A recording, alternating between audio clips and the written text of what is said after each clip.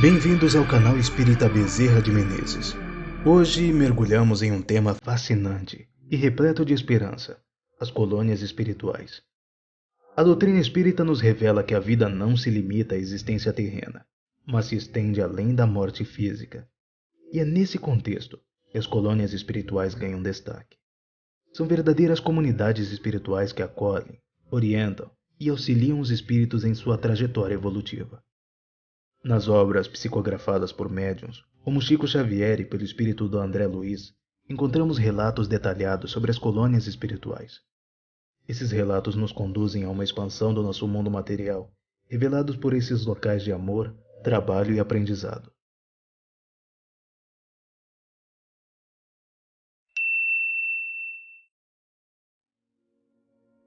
É fundamental compreender que as colônias espirituais desempenham um papel essencial na evolução espiritual. De acordo com André Luiz, as colônias espirituais são compostas por casas, prédios, parques, praças, hospitais, bibliotecas, etc.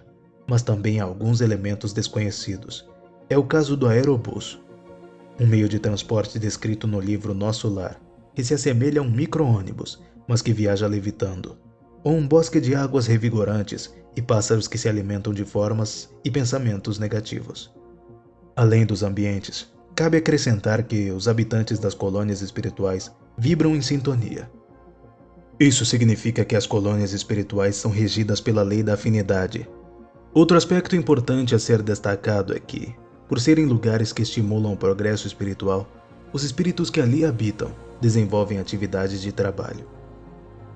Como recompensa pelo seu esforço, eles recebem uma espécie de remuneração, chamada de bônus hora, conforme descrito no capítulo 22 do livro Nosso Lar. Uma das principais funções das colônias espirituais é acolher os espíritos que acabaram de deixar o corpo físico. Muitas vezes, esses espíritos chegam com marcas.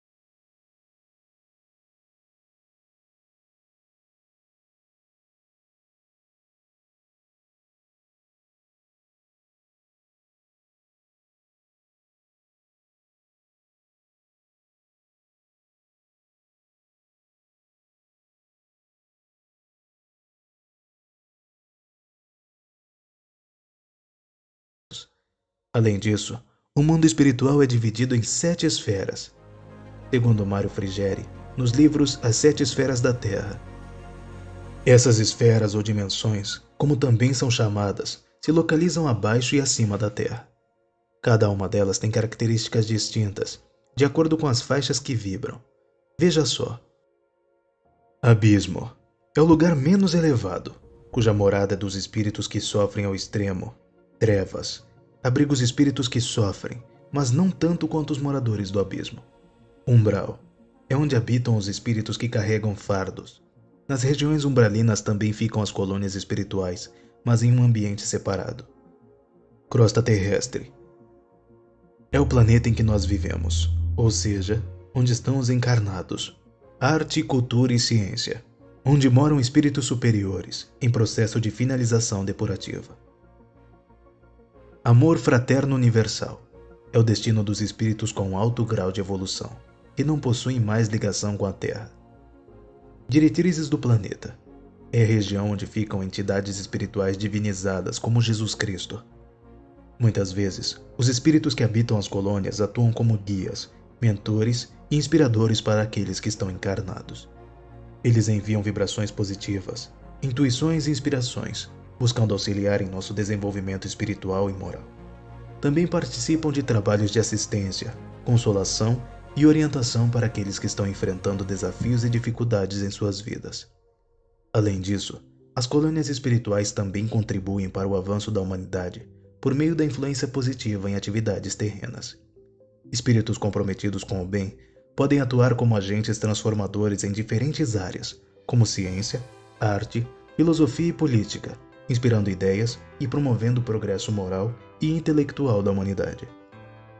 E quantas colônias espirituais existem? A quantidade de colônias espirituais existentes é imensurável. Há cidades espirituais espalhadas pelo mundo todo. O mais interessante é que elas imprimem as mesmas culturas e crenças que nos deparamos por aqui, além do que a aparência também é predominante. Uma colônia espiritual no Japão, por exemplo, reflete as tradições e costumes orientais, assim como as colônias espirituais do Brasil se parecem com as regiões do nosso país. Tudo isso para que os espíritos se identifiquem e sintam-se acolhidos em sua nova morada. Além disso, cabe acrescentar que as colônias espirituais possuem tipos distintos. Elas podem ser socorristas, correcionais, de estudo e desenvolvimento das artes, pesquisas, etc.